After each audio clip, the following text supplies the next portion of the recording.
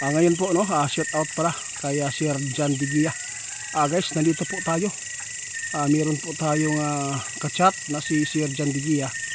Meron po daw nakuha po niyang balita doon sa Japan. Ay meron po daw tatama na malakas na posibleng lindol po ito o tsunami daw. Kaya nakakatakot po pag Japan po ang hinuhulaan po ng mga tao. At saka baka balita po ito kasi nakuha po ng ating kaibigan na si Sir John Digia. Na kaya ako po yung nag-offer na itatanong po natin, try po natin itanong sa ating kaibigan, baka makakausap po natin at meron silang impormasyon kasi po napakarami po nating mga kababayan po doon sa Japan po ngayon, no? Ilang libo po yung mga tao doon na nagtatrabaho. Kaya kailangan ko po, lalo na yung mga pinsan ko po doon nandun, no kaibigan? Magandang gabi po sa inyong lahat, guys, at saka kay kaibigan. Kumusta? Nandito po ako ngayon dahil meron po akong kailangan na patingnan sa inyo kung okay lang. Meron po akong kachat si Sir John Digia. Alam kong kilala po ninyo yan.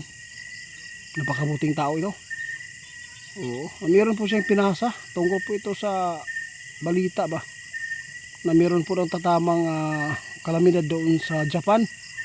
Kasi kapag Japan po ang pag-usapan, kasi nakatry na po sila doon na pinakamaraming namatay po doon noong nag-tsunami. Kasi tsunami po talaga ang ano dito, yung nakita ng mga tao. Oo kaibigan, kaya binigyan ko talaga ng halaga ang aming pag-chat ngayon dahil po marami kami mga kababayan po, lalo na yung mga pinsan ko doon nandun. Oo, meron po ba kayong update dito kaibigan? Gusto kong malaman. Sa July daw ito tatama.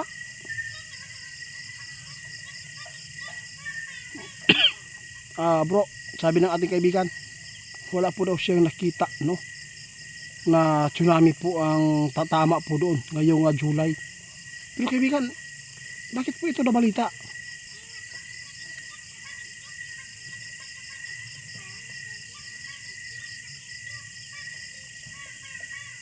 Naku po guys, sa lahat po na makapanood sa atin lalo na yung mga taga Japan, napakarami kong subscriber po doon, napakarami kong napadalhan po na langis herbal. At saka kailangan kong maipaabot sa inyo ito, no? Sa lahat po ng makapanood, sabi ng ating kaibigan, bro, wala siyang nakikitang tsunami, ngunit hindi po natin alam na ang lindol hindi pa naman po totally na maglilindol kaibigan, hindi po. Sige, titingnan pa nila ng maigi guys abangan po nyo guys, pero wala pong binanggit si kaibigan na kayo ay pagpanik. Ang sabi natin kaibigan po ngayon, magdasal lang po tayo lagi na sana ay mga Pilipino doon na hindi po makasagupa ng ganitong sakuna o kalamidad, no kaibigan. Salamat po Oo, kasi po maraming pong nag-alala po dito kaibigan kung may balita man ito.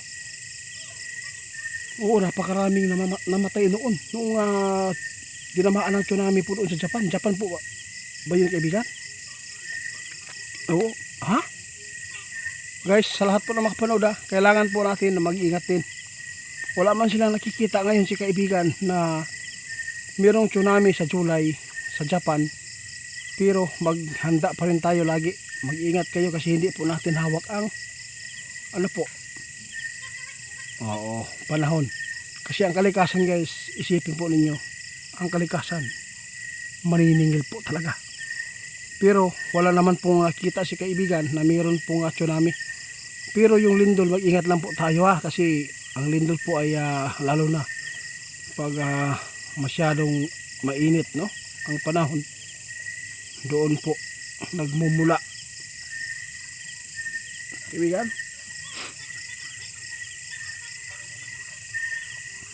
Maraming salamat po daw Sir John Digia sa inyong pag-update po sa amin ngayon, no? Kaya nabigyan natin po ng dito pagpapaabot dahil po ay napaka delikado po talaga pag tsunami man ito Pero nakita ng ating kaibigan, wala naman po silang nakitang impormasyon po na ito po ay tatama ngayong July doon sa Japan, no? Balikan nyo na po kami guys, kung may karoon man po ng tsunami, ibig sabihin nito, nagkamali si kaibigan. Ha?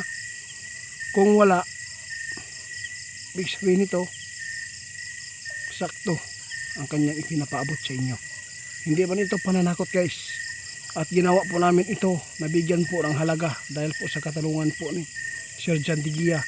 At saka ako po talaga ang nag-offer na itanong po natin kay kaibigan kasi napakarami kong mga pinsan po doon sa Japan ngayon. Kasi po, mag-ingat lang po tayo, no? Dapat lagi manalangin. Kaibigan,